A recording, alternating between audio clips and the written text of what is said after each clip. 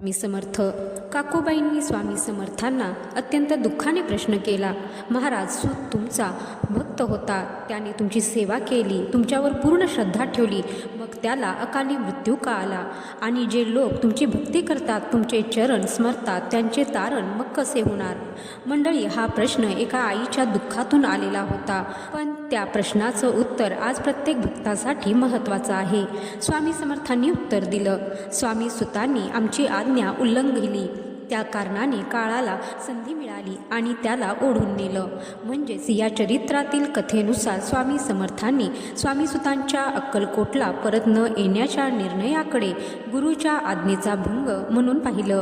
पण मंडळी, त्यानंतर स्वामी समर्थांनी स्वामीसुतांचा गौरव केला. त्यांनी सांगितले की हा स्वामी कुमार भवसागरातून तरला. किती मोठा संदेश आहे हा! स्वामीसुतांचं जीवन आपल्याला सांगतं की गुरुभक्ती म्हणजे केवळ सुख मिळवण्याचा मार्ग नाही. गुरुवर प्रेम करणं, गुरुची सेवा करणं आणि गुरुची आज्ञा मनापासून पाळणं यालाही भक्तीमध्ये तितकंच महत्त्व आहे. आज आपणही अनेकदा देवाकडे प्रार्थना करतो, माझं संकट दूर करा, माझी इच्छा पूर्ण करा, माझं दुःख दूर करा. पण स्वामीसुतांची कथा आपल्याला एक वेगळा प्रश्न विचारते. आपण देवाची इच्छा स्वीकारायला तयार आहोत का?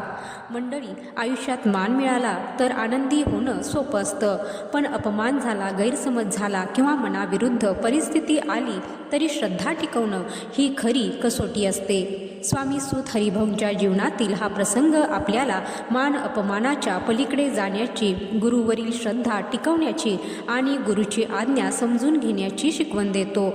स्वामीसुतांनी स्वामी समर्थांना आपलं सर्वस्व मानलं, म्हणूनच त्यांच्या जीवनाचा हा प्रसंग आजही स्वामी भक्तांच्या मनात जिवंत आहे. आणि मंडळी, या कथेचा सर्वात मोठा बोध असा की गुरुवर श्रद्धा ठेवा, पण या श्रद्धेसोबत गुरुची आज्ञा आणि शिकवण आपल्या जीवनात आचरणात आणा.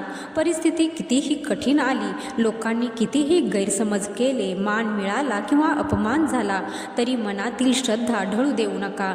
कारण खरी भक्ती ही बाहेरच्या परिस्थितीवर नाही, तर अंतःकरणातील विश्वासावर उभी असते. स्वामीसूत हरिभाऊंची कथा इथे संपते, पण त्यांच्या गुरुभक्तीचा संदेश आजही प्रत्येक स्वामी भक्ताला अंतर्मुख करतो. म्हणूनच शेवटी आपणही स्वामींच्या चरणी एकच प्रार्थना करूया.